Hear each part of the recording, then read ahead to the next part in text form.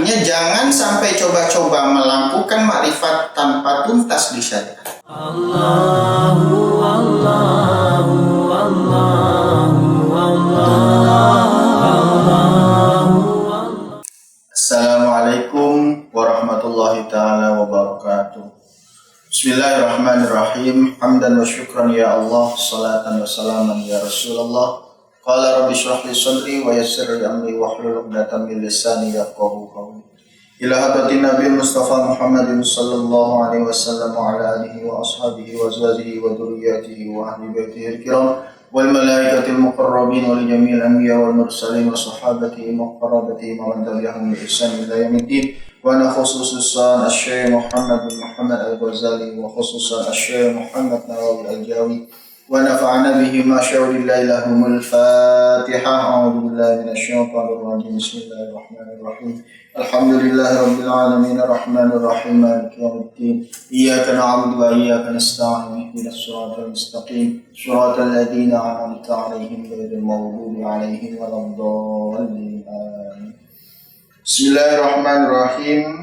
Kita lanjutkan pertemuan sebelumnya. Bismillahirrahmanirrahim. Faqala al-musannifu rahimahullahu ta'ala wa nafa'ana bihi wa bi'ulumihi wa amadana bi asrarihi wa 'adda alaina min barakatihi. Amin. Bismillahirrahmanirrahim. Fa in qulta, jikalau mengatakan kamu, bertanya kamu, fama bidayatul hidayati, apa itu bidayatul hidayah? Apa itu permulaannya hidayah? Apa itu awalnya hidayah? Liujar riba, untuk menguji, biha dengan bidayah, nafsi apa jiwaku. Apa maksudnya bidayatul hidayah? Yang mana jiwa kita diuji untuk melaksanakan itu. Fa'lam, maka ketahuilah olehmu, anna bidayataha, kepada sesungguhnya bidayatul hidayah, permulaannya hidayah, zahiratul taqwa, ialah zahirnya takwa. Wa nihayataha, dan puncaknya hidayah, batinu, ialah batinnya takwa. Batinatut taqwa, ialah batinnya takwa. Jadi bidayatul hidayah itu adalah bagian zahirnya takwa, permulaannya takwa. Sedangkan nihayah ialah batinatut takwa, batinnya yang bertakwa. Jadi pertama kali kita ingin mencapai hidayah, kita melaksanakan zahir takwa. Zahir takwa atau yang bisa dikenal dengan syariat. Puncaknya adalah kita melakukan batinatut takwa. Nah, disitulah yang disebut dengan makna. Namun perlu dicatat, bukan lantas ketika kita sudah mencapai batin takwa, kita meninggalkan dhahirut takwa. Bukan lantas kita telah mencapai ma'rifat, lalu kita meninggalkan syariat. Tak bisa. Ini merupakan ma'rifat adalah puncaknya. Artinya jangan sampai coba-coba melakukan ma'rifat tanpa tuntas di syariat. Dan jangan juga ketika telah sampai ma'rifat meninggalkan syariat. Kita bisa. Jadi ini adalah urutan di mana keempat-empatnya ini berkesinambungan. Syariat, tarikat, hakikat, dan ma'rifat. Jadi ketika orang baru sampai syariat, jangan coba-coba melakukan tarikat sebelum syariat selesai. Ketika telah sampai tarikat, silahkan lakukan tarikat dengan tanpa melepas syariat. Begitupun seterusnya, ketika mencapai hakikat, silahkan lakukan ibadah hakikat, jangan melepas ibadah syariat dan tarikat. Lebih-lebih begitu selanjutnya, ketika telah sampai pada ma'rifat, silahkan lakukan ibadah ma'rifat, tapi tanpa melepaskan syariat, tarikat, dan hakikat. Begitu maksudnya daripada bidayah dan nihayah, awal dan puncak.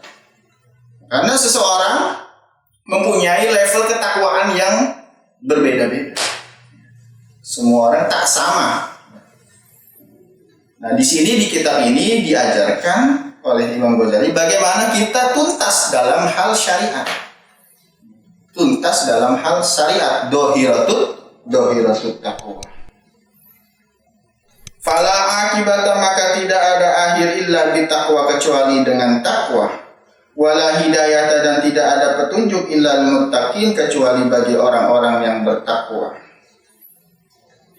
Wa taqwa, adapun takwa ibaratun, ialah suatu ungkapan animtisali awamirillahi, daripada melaksanakan segala perintah Allah Ta'ala, wajtina binawahihi, dan menjauhi larangan-larangan Allah. Ini adalah definisi takwa. Jadi definisi takwa itu ada dua komponen yang harus ada. Yang pertama adalah melaksanakan segala perintah Allah, yang kedua adalah menjauhi segala larangan Allah. Nah, dua ini nggak bisa dipisahkan.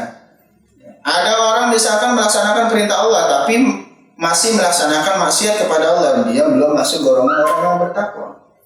Atau sebaliknya, dia meninggalkan maksiat tapi dia tak mau sholat, tak mau ibadah, itu juga tak bisa dikatakan takwa. Jadi takwa itu dua komponennya, melaksanakan perintah Allah dan menjauhi larangan Allah. Fahuma, maka adapun keduanya, kismani, adalah dua macam.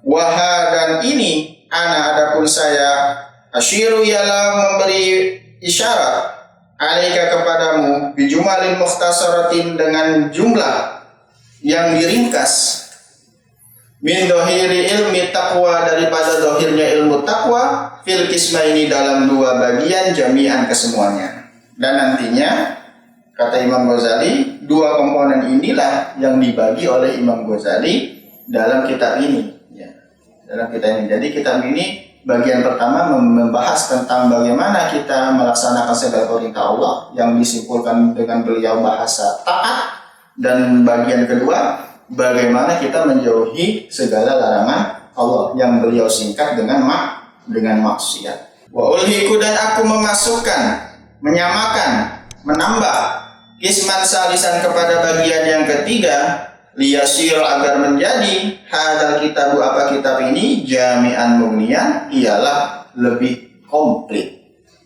Wallahul musta'anu, adapun Allah al-musta'anu ialah zat yang diminta pertolongan. Namun Imam Ghazali selain dua bagian penting dalam takwa tersebut, beliau menambah bagian yang terakhir, yaitu bagian yang ketiga. Dan disinilah beliau ingin menjelaskan tentang tasawuf di bagian ketiga ini. Ya, bagaimana kita membersihkan hati, ya kan? Membersihkan hati kita dari sifat ujub, iri, dengki, takabur, sombong, dan sebagainya. Nanti akan dijelaskan di bagian yang ketiga. Namun secara komplitnya, aslinya kitab ini ingin menjelaskan tentang takwa itu, yang dua itu, tentang taat dan tentang maksiat. Cuman taat dan maksiat ini menurut Imam Ghazali kurang lengkap rasanya tanpa ada tazkiyatun nafs. Nah, baik, setelah ini sudah selesai pembukaan mukaddimah daripada kitab ini. Setelah ini kita akan masuk kepada bab yang pertama, yaitu tentang taat. Ya, mungkin ini kita cukupkan dulu pertemuan pada siang hari ini. Semoga ada manfaatnya. Wallahu a'lam bishawab. Assalamualaikum warahmatullahi wabarakatuh.